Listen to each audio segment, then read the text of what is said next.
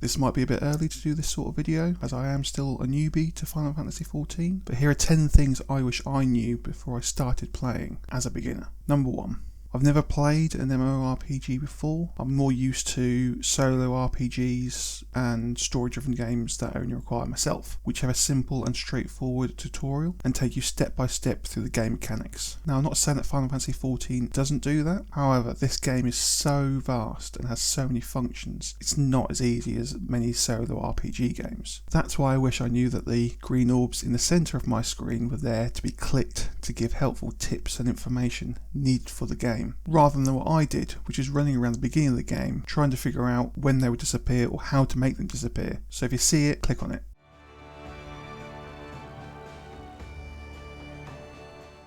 Number 2. When you see a large number of players all gathered together, their names can all get jumbled up and makes it a bit of a mess on the screen, so it's handy to get rid of them. To do this, go to the system, then character configuration,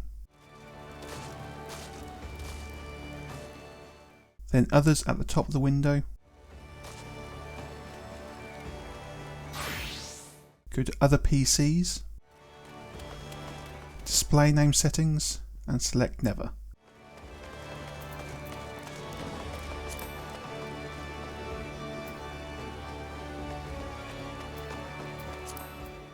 This will turn off other players' names, which you can see here, makes it a lot clearer and a lot easier on screen. However, as you can see, I left the minion names on for some reason, but I'll turn this off soon.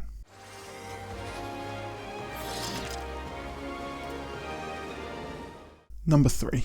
Watch your health. For me, as a beginner to the game, it was easy for me to get caught off guard with my health and get KO'd very easily, as you can see here. So my tip is remember to use potions at the beginning of the game. It might get less relevant later on as your health bar increases, but even then, keep an eye on it.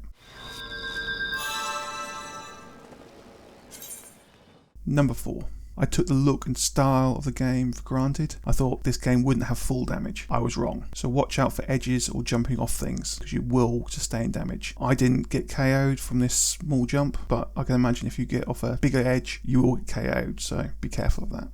Number 5. This one's covered in most videos I've seen, but unlocking hunting and challenge logs early in the game is quite important. It makes it so much easier to level up and thereby making gameplay itself a lot easier as well. Unlock the hunt log by completing the level 10 quest in your job role. I believe it's only the magic or discipline of war jobs, because obviously crafting, I don't think you can hunt anything for crafting. I might be wrong there, but I haven't done that yet. Unlock the challenge log by doing the rising to the challenge quest. You can find tutorials for this online.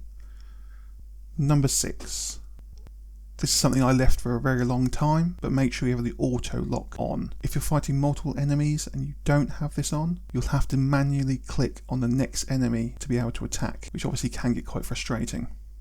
To do this, go to character configurations, then the target tab, auto target settings, then enable auto targeting according to priority. I left line of sight as the option. You can change this depending on what you need. Once you've done this, it will auto select rather than having to manually click on a new target, which makes it so much easier.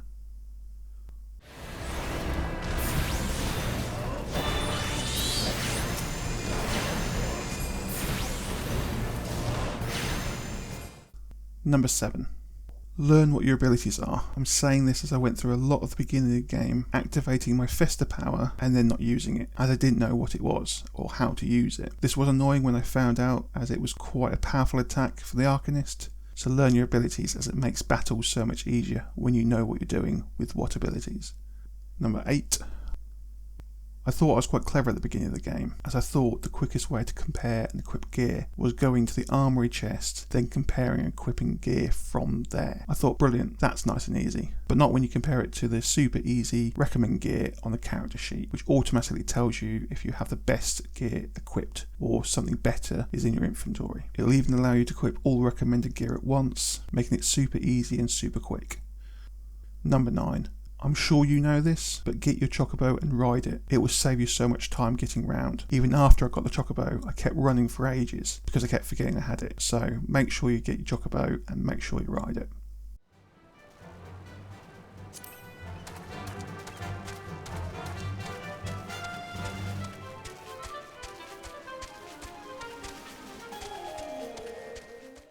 Number 10.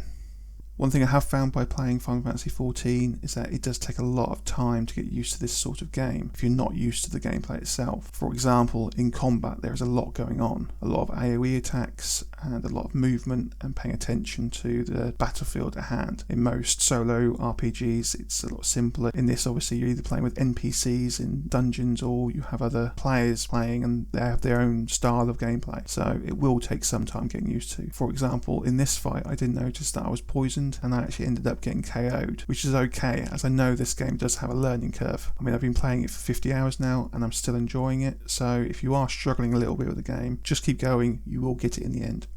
There you have it, 10 things I wish I knew before I started playing Final Fantasy XIV. Do you agree with my list? Anything you might want to add or have a different take on what I've said? Let me know in the comments.